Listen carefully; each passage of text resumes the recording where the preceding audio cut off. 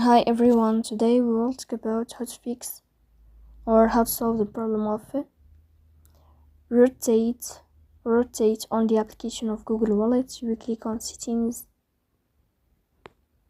Here we click on apps, default apps, app settings. On above you will search about Google Wallet and you will enter.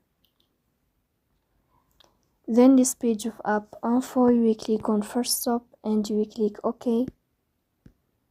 Here you will enter to the window of storage.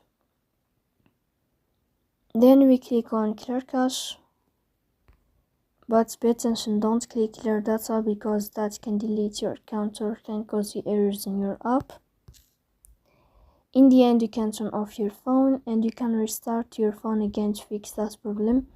So please don't forget to support us by like and subscribe. See you next time.